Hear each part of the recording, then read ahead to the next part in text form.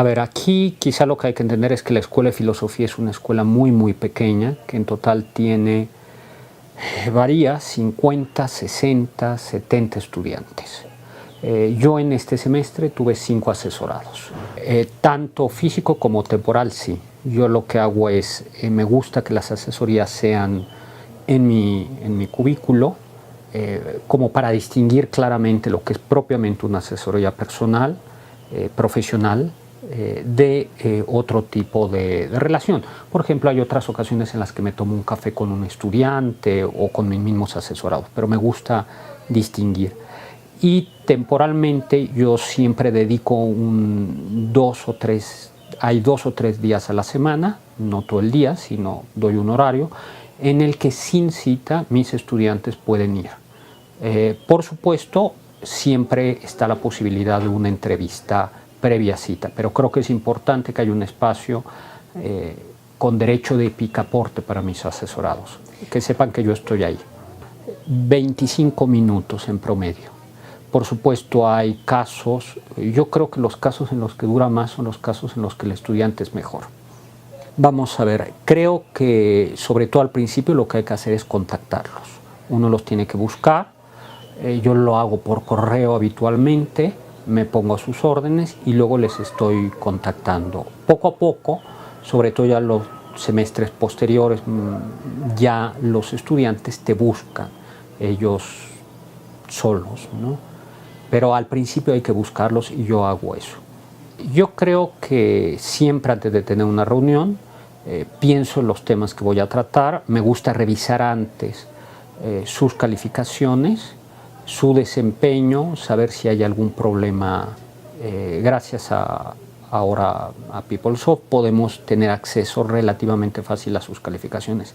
Eso creo que es fundamental, ¿no? Y cuando, sobre todo al principio, creo que es importante tener alguna idea de dónde vienen los estudiantes, ¿no? Eso en parte en el proceso de admisión, siempre resguardando la privacidad, es bueno saber cuál es la escuela, de dónde provienen, quién los entrevistó y dedicarle especial atención en las primeras sesiones a hacernos cargo de dónde viene el estudiante. Vamos a ver, en la Universidad Panamericana me parece que es un rasgo distintivo. Yo estudié aquí, yo estudié la preparatoria aquí, yo estudié la universidad aquí y llevo casi 30 años trabajando y me parece que la esencia de la Universidad Panamericana es el trato personalizado. Es decir, el estudiante no es un número, no es una clave, sino es una persona con rostro y cuando yo me inscribí aquí eso fue lo que me agradó y eso es lo que a mí me formó profesionalmente y creo que eso es lo que nosotros tenemos que dar. Sí tenemos un plan de estudios general, tenemos unas clases, pero lo más importante es el contacto del profesor con el estudiante y del asesorado con el estudiante. Ver que asesorados míos de ayer, hoy por hoy son profesores brillantes, escritores brillantes, algunos de ellos funcionarios públicos o funcionarios culturales brillantes. Ver que algunos de ellos han llegado a lugares muy importantes, con premios, con libros. Creo que sobre todo en el primer momento, cuando el muchacho llega, el asesor es el rostro humano, ¿no? Frente a las instituciones que cada vez tienden a hacerse más impersonales y más técnicas, más hostiles desde el punto de vista administrativo, la Universidad Panamericana proporciona una cara, alguien con quien dialogar, ¿no? Creo que esto es la primera idea. La segunda idea es que la formación intelectual es una formación que, si bien hay un plan de estudios, a mí me gusta decir que lo más importante no es el plan de estudios, al menos esto las grandes universidades lo tienen claro, y es que no en la licenciatura, pero sí en el doctorado, sobre todo por ejemplo en países como Alemania, uno solía decir yo no estudio en tal universidad, sino yo me doctoro con fulano de tal, ¿no? Es decir, yo lo que elijo es ser discípulo de, y creo que este es el corazón de la universidad. La licenciatura no es igual, pero participa en la medida en que es universitaria, en la medida en que la culminación de la universidad es el doctorado. Creo que la universidad es no sus instalaciones, no sus sistemas, sino dos cosas: sus profesores y su biblioteca. Y entonces el servicio de asesorado es verdaderamente algo muy, muy importante, único, porque yo no solo te pongo en contacto con un cuerpo de profesores, sino te pongo en contacto con un profesor con la oportunidad de que él te guíe, te enseñe, te transmita, te anime, te acoja y te exija, de una manera muy personal, muy dirigida. Vamos a ver, yo quizá aquí voy a ser un poco provocativo, pero a mí me parece fundamental que el profesor, que el asesor provenga del área que está enseñando. Esto en filosofía lo tenemos muy claro.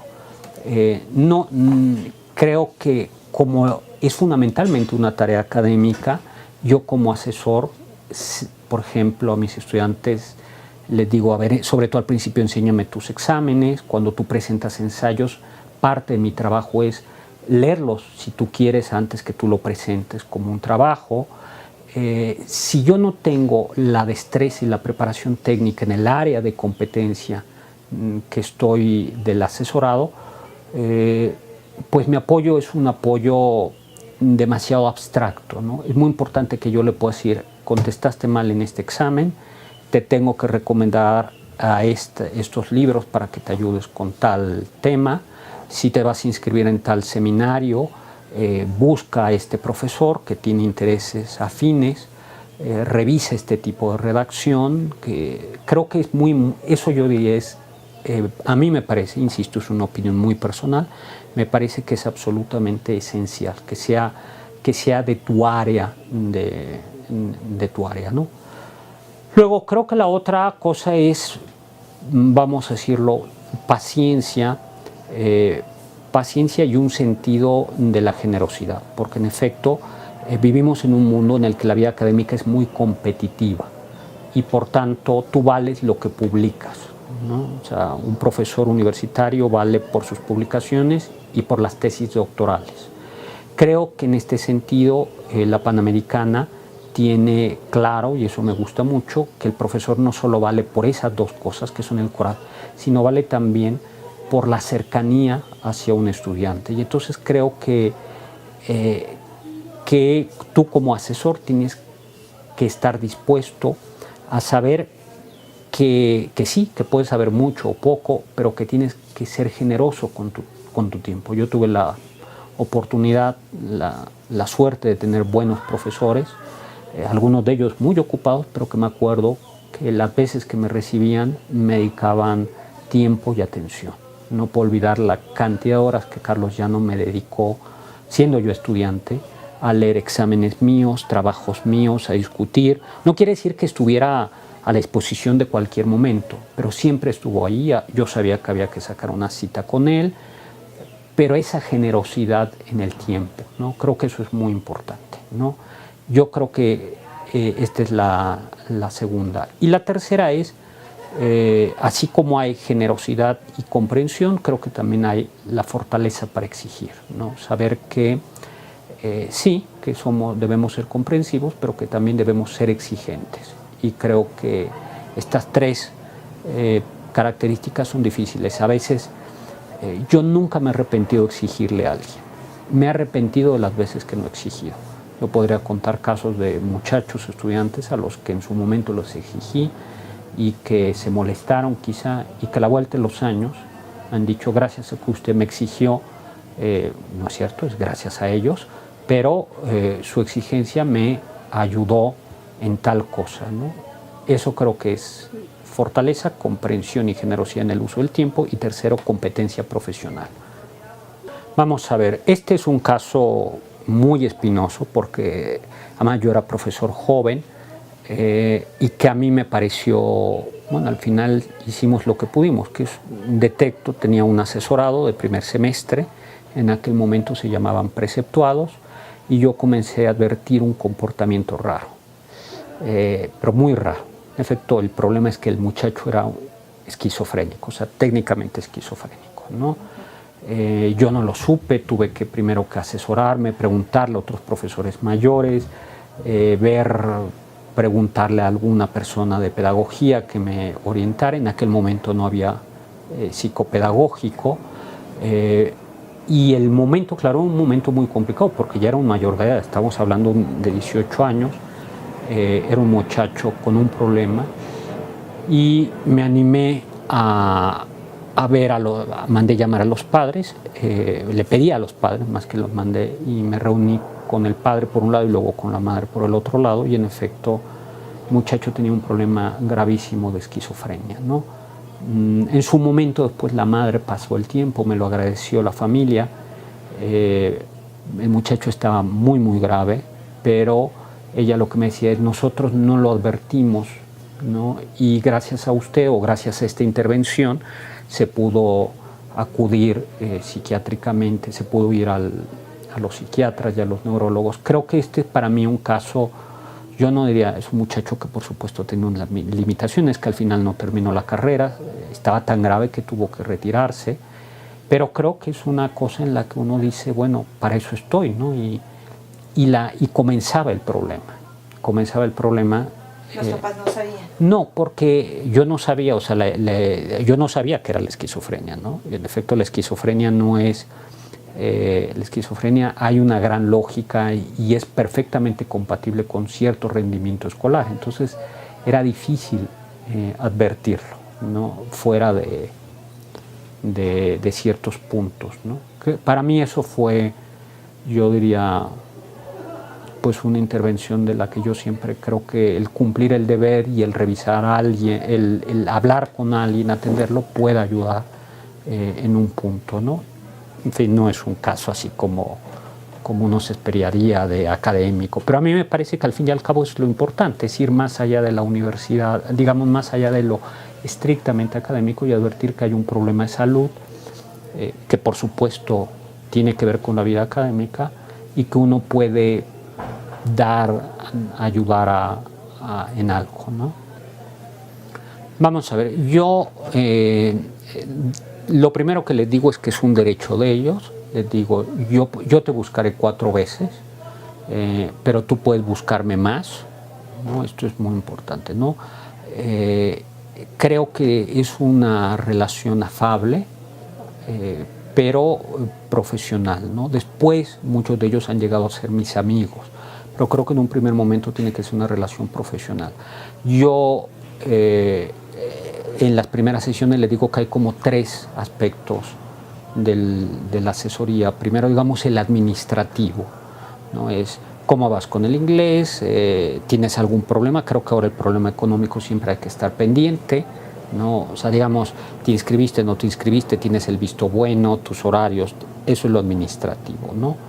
Después viene propiamente el de la carrera académica, ¿no? Yo lo que hago es revisar asignatura por asignatura, a ver cuál materia estás inscrito, cómo te va, ¿no? ¿Qué me dices? El encanto de conocer de filosofía es que yo conozco a los profesores, entonces sé que le digo, a ver, ¿qué te ha dicho? ¿Cómo te está exigiendo? ¿Cómo vas? ¿Te está costando trabajo?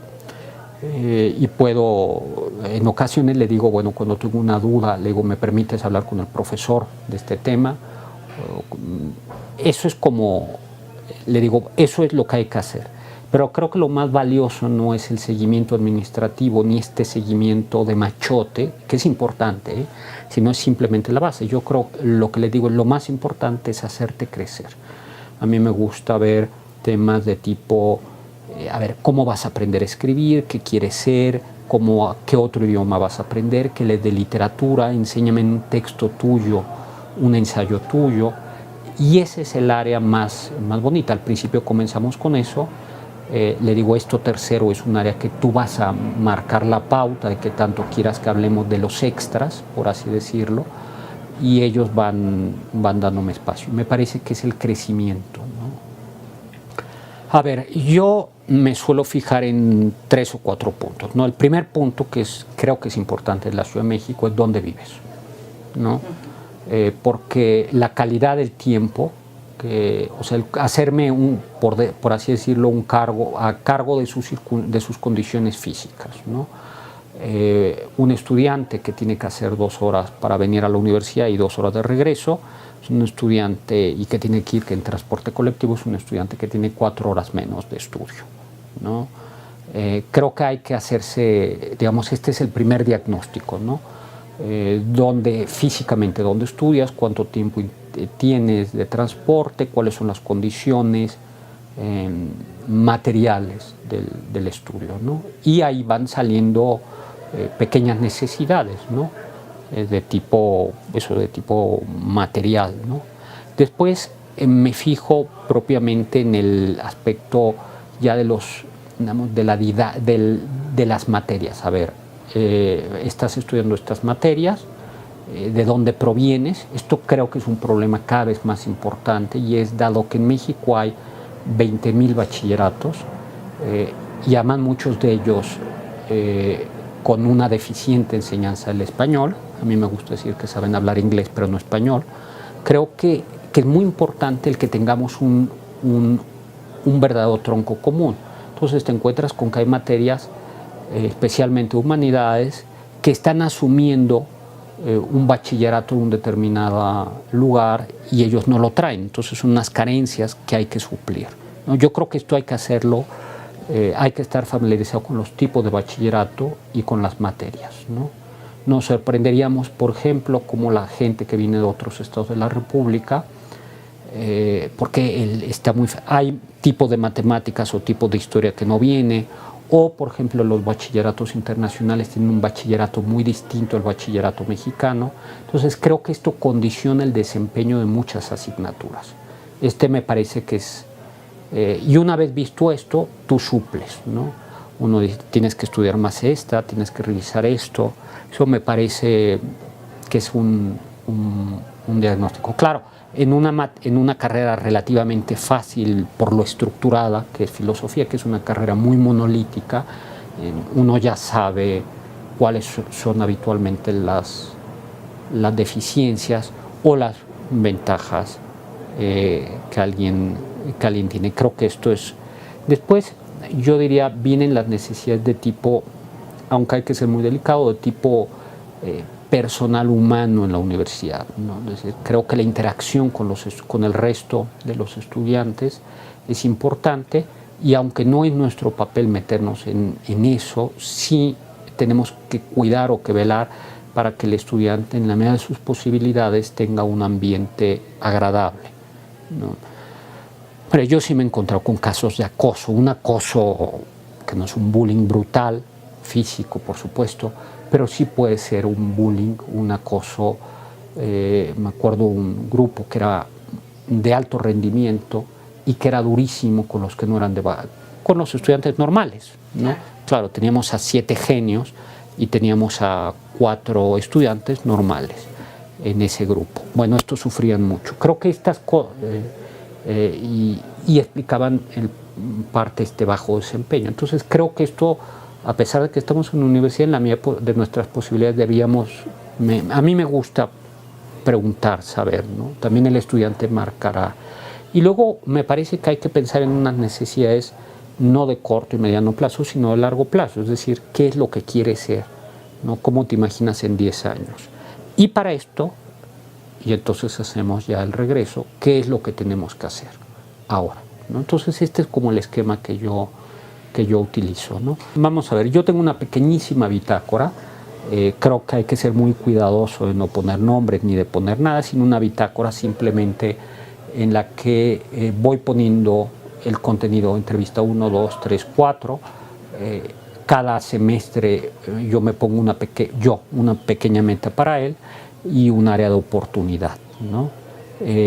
Y esto es como intento llevarlos, ¿no? Yo creo que por un lado hay algunos prejuicios, ¿no? Algunos prejuicios en torno a la asesoría. A veces gente que cree que esto es como algo meramente administrativo, que es como una especie de tortura, de interrogatorio. Yo creo que por eso yo insisto mucho en lo profesional, es decir, a ver, esto es un asunto profesional, esto no es una entrevista psicológica, ¿no? No es algo donde yo vaya a hacerte un control de confianza. Creo que esto es importante, ¿no? Esto no es una entrevista de control de confianza, sino yo estoy para ayudarte. Creo que este es el primer prejuicio. El primer reto. El segundo reto es un reto muy bobo, y es que somos desordenados todos, ¿no? Los mexicanos yo creo que somos proclives al desorden y los asesores también y los estudiantes también. Entonces creo que frecuentemente la asesoría no se lleva a cabo no porque uno no quiera ni porque el otro quiera, sino porque se nos olvida, ¿no? Y la vamos dejando. Y es como las citas con los médicos, ¿no? Que si uno como la cita con el dentista, para ser más, si uno no la programa, vas a terminar yendo al dentista de emergencia el día que te salió una caries. Entonces, y como las caries no salen de un día a otro, dejas pasarlas. Entonces creo que el riesgo de la asesoría, el gran reto de la asesoría es que como solo es urgente cuando ya tenemos un problema grave, podemos irla relegando. No pasa nada si hoy no veo a mi asesorado. Si mañana no lo veo, tampoco pasa nada. Si la semana próxima no lo veo, tampoco pasa nada. Pero a base de un hoy no pasa nada, sí termina pasando. Creo que ese es un tercero. Y luego yo creo que algo que sí, yo creo que este es el gran reto. Y luego un tercero que es menor, y es que el sistema de créditos es un sistema que ha trastocado los horarios y esto hace que sea cada vez más difícil verlos, ¿no? Y eso, por eso creo que hay que, a mí lo que me ha funcionado es previa cita y siempre unos espacios abiertos. Entonces yo hago unos espacios pues muy lunes, varía cada semestre, ¿no? Lunes en la mañana, miércoles en la tarde, jueves a tal hora, de suerte que uno ofrezca un abanico de 3 posibilidades con horarios muy distribuidos, cortos, no tienen que ser tardes completas, ¿no? Para que podamos resolver este problema, ¿no? Yo creo que es una parte de la vida, yo no diría que es un problema, sino es un reto de una universidad con unos horarios cada vez más complicados. Y siempre la posibilidad de la cita, ¿no? Vamos a ver, yo creo que por un lado procuro cuando detecto algún problema, procuro inmediatamente hablar con la coordinación o con la dirección. Insisto, la Escuela de Filosofía es muy pequeña, entonces esto me permite intercambiar puntos de vista, ¿no? Luego, un seguimiento muy puntual de calificaciones. Y yo creo que más que un seguimiento puntual de calificaciones, a mí me gusta entrevistarme con ellos poco antes de los exámenes. Y siempre preguntar a los otros colegas la impresión académica sobre el muchacho. Entonces creo que es, uno, el pulso de los profesores, desde el punto de vista de la dirección o de la coordinación, saber si hay, ellos tienen la visión de conjunto, y segundo, medir antes del examen y después del examen. Creo que esto es el seguimiento, ¿no? Frecuentemente en estos casos lo que hay que hacer es más seguido con ellos. Sí, una vez al semestre tenemos personalmente una reunión habitualmente con la dirección, y en la dirección nos hacen ver o me hacen ver una evaluación o comentarios, observaciones, tanto del aspecto académico como profesor, como del aspecto de asesorado. De asesor, perdón. No, me parece que me gusta cómo está, ¿no? Pero sí creo que tendríamos que enfatizar más en que el asesorado, en que el asesor debe leer lo que escribe el asesorado. Esta idea de que en las humanidades uno se forma escribiendo ensayos. Entonces, y un profesor no puede leer todos los ensayos, y creo que un tutor o un asesor tiene esta función de leer ensayos del otro y de ayudar. Yo creo que esa la habilidad de escribir y de formar textos casi diría que tendría que ser un área muy, muy importante del asesor, ¿no? Y yo lo aprendí así de mis profesores, y bueno, pues así lo intento hacer, ¿no? Y yo volvería a lo mismo, ¿no? Creo que en el mundo ideal tendríamos que tener un asesor, tendríamos que tener solo asesorados de nuestra área, de nuestra profesión. 2, yo creo que no tendríamos que tener más de 8 asesorados. A mí me parece que ya más de 8 serían demasiado tiempo, y me parece que además en la medida de posibilidades también habría que tener del mismo segmento, es decir, del primer bloque o del segundo bloque o del tercer bloque, ¿no? O en todo caso el seguimiento del asesorado a lo largo del tiempo, ¿no?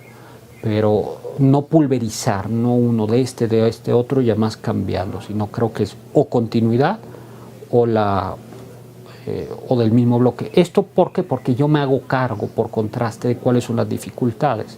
Voy viendo cómo van no es lo mismo saber cómo va alguien en matemáticas que saber que tengo a 4 asesorados en la misma materia, de los cuales uno va muy bien, otro muy mal y 2 regular, ¿no? Creo que eso, en la misma materia, eso me permite a mí ayudarlos mejor. Tener una mejor visión. Exactamente, ¿no? Entonces, creo que son cuestiones ideales que, bueno, en la medida de las posibilidades hay que aspirar, entendiendo que lo práctico no exige siempre adaptarnos a las condiciones. Y por supuesto me parece que necesitamos un espacio físico, ¿no? O sea, creo que la oficina es un espacio muy importante porque es no solo donde lo doy, sino donde el estudiante sabe que me puede encontrar, saber que me puedes encontrar tales días ahí. Y creo que entonces el espacio físico y temporal. El asesor creo que tendría que ser por eso un profesor siempre de tiempo completo. ¿Le gustaría agregar algo más? Nada, muchísimas gracias.